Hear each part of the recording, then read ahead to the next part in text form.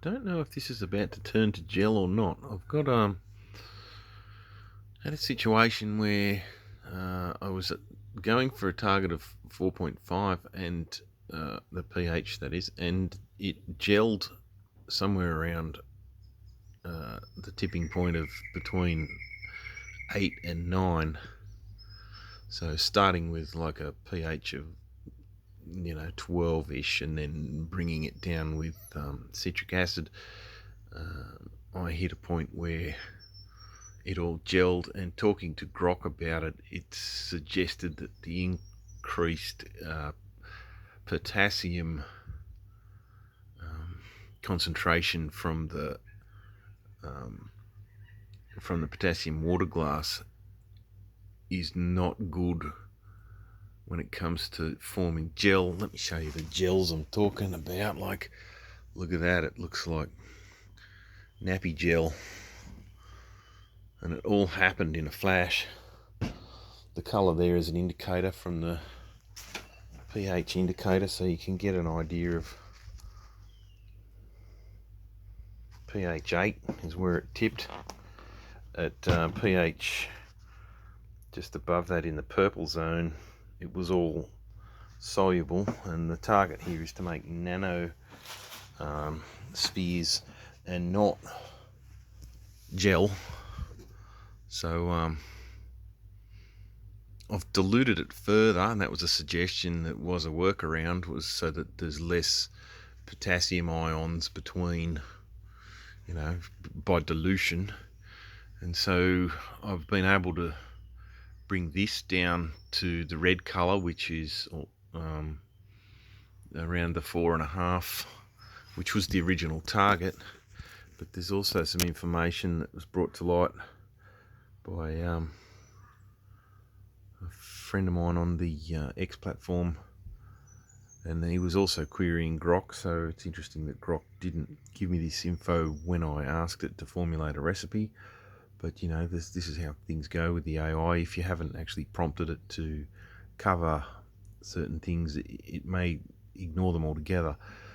So yeah, there's something about the zeta potential of the particles when it's in an alkaline environment, is they maintain a charge which will make them repel each other, which will lead to less clumping and agglomeration and forming of like flocks and gels. So I don't know if it's even going to be worth trying to do it on the acid end of the spectrum, but interesting to note that there's some sort of particles floating around in there that's making it look a little bit cloudy.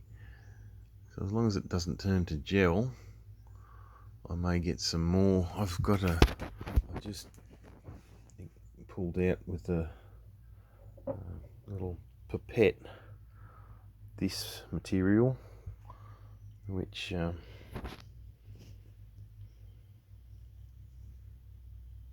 isn't a gel, but it's flocked together, so it looks like it's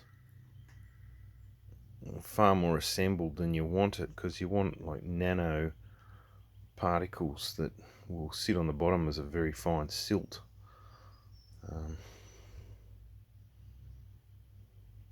At these atomic densities, these things are very light. So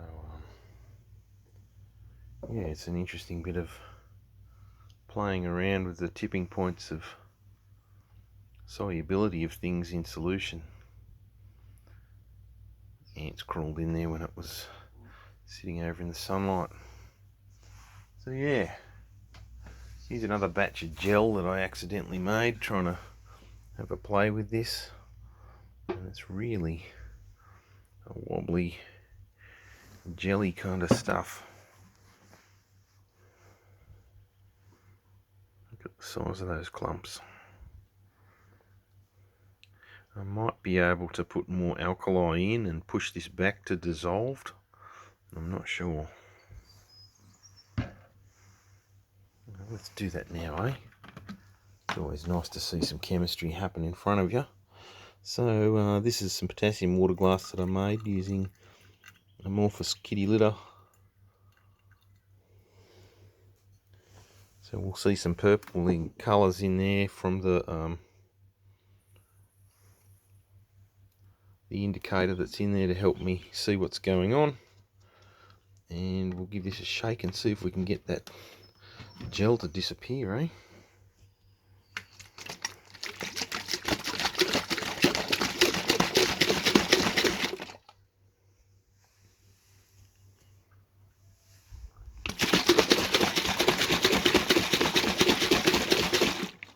Definitely in the zone where it should be soluble again.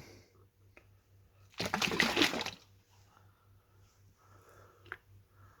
don't know if it's just broken up from me shaking it. Let's get some light on that.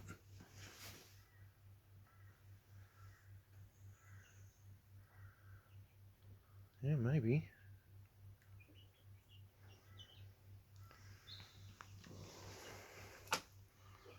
Here's my little fridge magnets I've been making.